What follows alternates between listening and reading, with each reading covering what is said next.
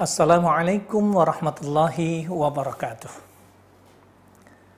Alhamdulillahilladzi wakafa wassalatu wassalamu ala ibadihi alladhina astafa wa ala alihi wa ashabihi ala ahli sidqi wal wafa wa ba'du. Para pemirsa Madani TV dan juga IKI TV, semoga kita semuanya senantiasa diberikan kesehatan, diberikan keberkahan. Apa yang kita miliki, apa yang Allah titipkan kepada kita, harta kita, rumah, kendaraan, uang kita, dan juga kesehatan kita, keluarga kita, satu dengan yang lain semoga mengantarkan ta'abudan wa taqarruban ilallah kita semakin hari semakin baik. Karena yang disebut keberkahan itu apabila yang kita miliki mengantarkan kita semakin taat kepada Allah, semakin kita beramal amalan-amalan yang soleh yang Allah ridhoi, semakin kita pandai bersyukur kepada Allah, maka itulah yang disebut keberkahan dalam hidup dan kehidupan kita. Para sahabat Quran yang dirahmati oleh Allah Subhanahu wa taala, bahasan dalam kesempatan pertemuan kali ini adalah tentang istiqomah di dalam Islam. Karena kita tahu dalam bahasan yang sudah berlalu bahwa ketika Allah berikan kesempatan umur, ketika Allah masih memberikan kesempatan waktu, ketika Allah berikan kesehatan kepada kita, maka ada hal-hal yang harus kita lakukan. Apa hal yang harus kita lakukan dalam perjalanan hidup dan kehidupan kita dengan sisa umur yang masih Allah berikan? Yang pertama kemarin adalah yang sudah kita bahas, kita harus meningkatkan syukur kita kepada Allah Subhanahu wa taala. Memastikan setiap ucapan dan perbuatan yang kita lakukan Allah senang, Allah ridho, Allah suka. Kemudian yang kedua adalah melakukan akselerasi amal soleh. Kenapa akselerasi amal soleh harus kita lakukan? Karena ketika Allah kasih tahu kepada kita, wa an a'mala sholihan tardoh, ya Allah ya Rabb, berikanlah hidayah kepadaku, berikanlah ilham kepadaku ya Allah, agar dalam perjalanan hidup dan kehidupanku ya Allah semakin dekat denganmu, semakin beramal amalan-amalan yang soleh yang Kau ridhoi. Ini poin yang kita bisa ambil hikmahnya, fawaidnya adalah berarti melakukan akselerasi amal soleh, melakukan percepatan di dalam beramal soleh harus menjadi karakter dalam hidup dan kehidupan kita. Jadi semakin kita melakukan percepatan di dalam beramal amalan-amalan yang soleh, yang Allah ridhoi, berarti karena kita faham, kita tahu bahwa setiap amalan yang soleh yang kita lakukan itu akan berdampak pada diri kita. Tazkiyatan lin nufus, akan membersihkan jiwa kita, akan menjadikan dosa dan kesalahan yang mengotori hati kita Allah akan hapuskan karena sebab amalan soleh yang kita lakukan. Sebagaimana yang Rasulullah perintahkan, wa'adbi as-sayyi'atal hasanata tamhuha. Kalau engkau merasa pernah berbuat dosa, kalau engkau pernah melakukan maksiat, kalau engkau pernah melakukan kemungkaran, maka lakukanlah kebaikan demi kebaikan.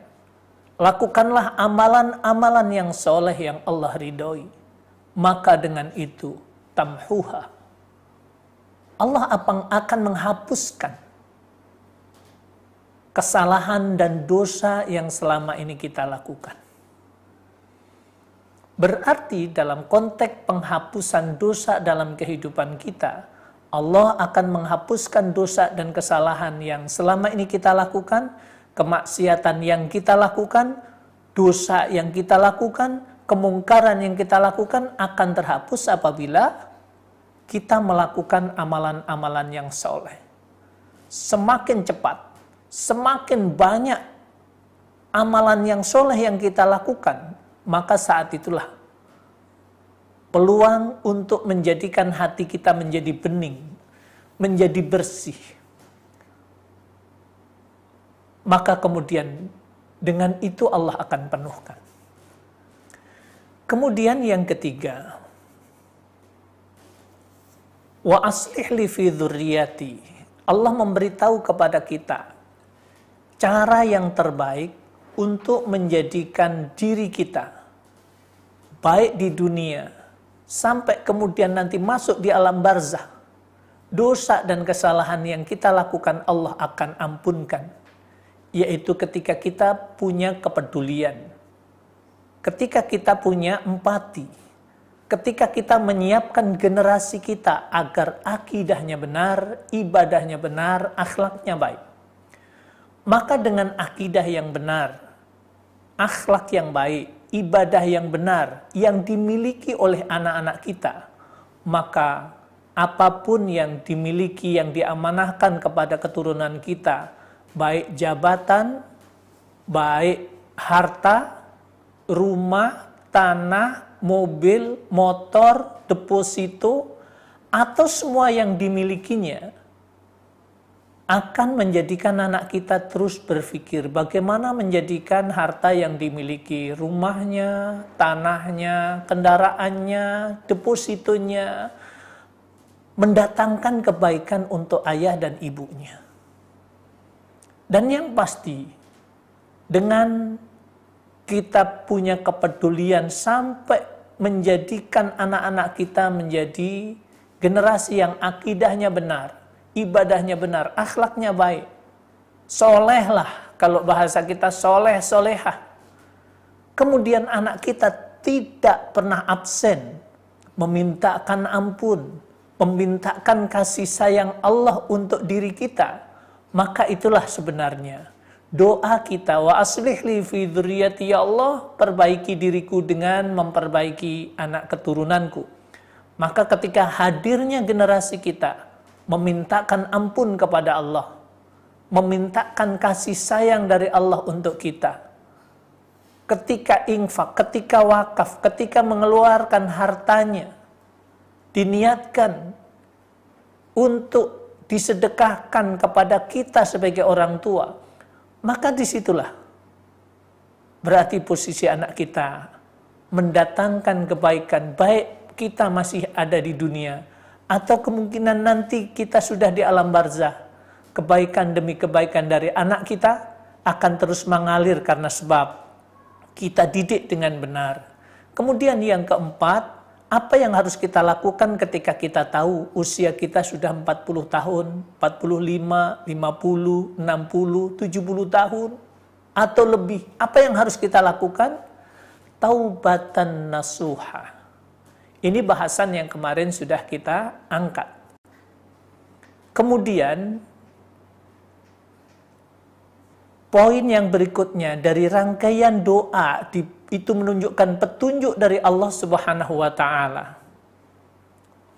Rabbi auzi'ni an ashkura ni'mataka allati an'amta 'alayya wa 'ala walidayya wa an a'mala shalihan tardah wa aslih li fi dzurriyyati inni tubtu ilaika wa inni minal muslimin. Wa inni minal muslimin, ini adalah poinnya kita menunjukkan sikap bahwa diri kita adalah seorang muslim.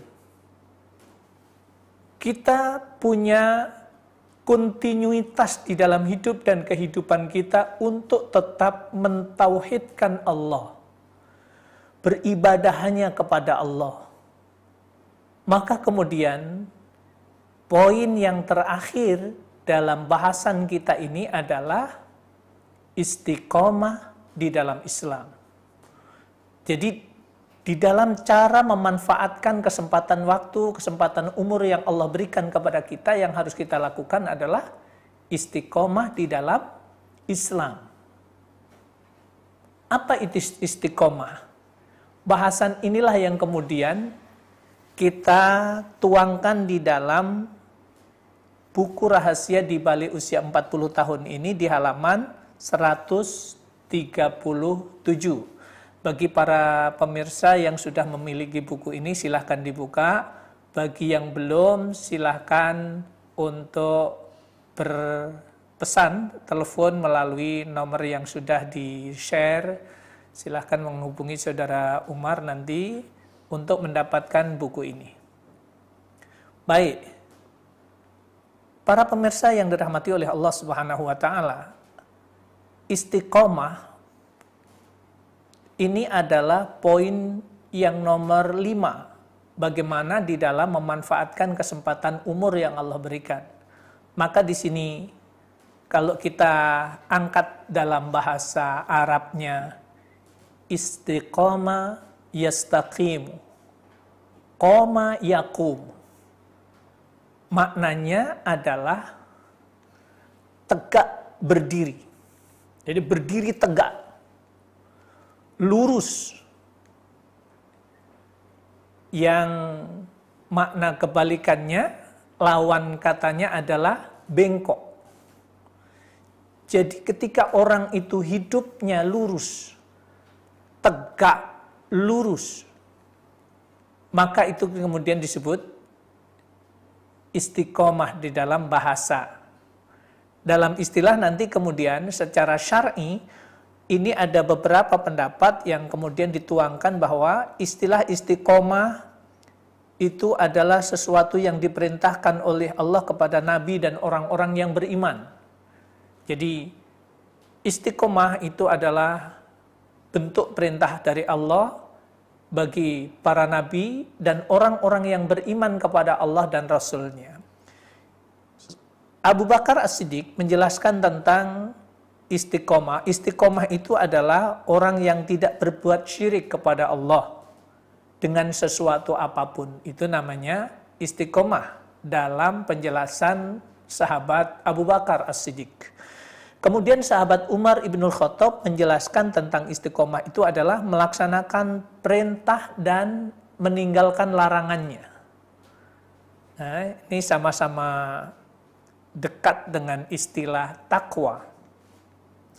Kemudian sahabat Utsman bin Affan menjelaskan istiqomah adalah mengikhlaskan seluruh amal hanya untuk kepada Allah. Setiap beramal ketika kita mendasarinya dengan keikhlasan karena Allah, kita lakukan karena ikhlas kepada Allah, itulah istiqomah. Kemudian sahabat Ali radhiyallahu anhu, beliau menjelaskan bahwa istiqomah adalah berlaku lurus dalam melaksanakan hal-hal yang diwajibkan. Ketika hal yang diwajibkan oleh Allah kita lakukan sepenuhnya, kita lakukan karena Allah, maka itulah yang kemudian disebut istiqomah dalam timbangan syar'i.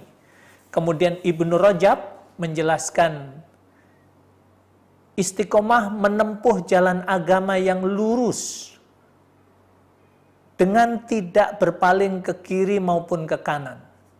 Istiqomah ini mencakup pelaksanaan semua bentuk perkataan, baik secara lahir maupun batin, dan meninggalkan seluruh larangannya. Ibnu Hajar mengatakan bahwa istiqomah adalah nama lain dari berpegang teguh kepada perintah Allah, baik yang harus dikerjakan maupun yang harus ditinggalkan.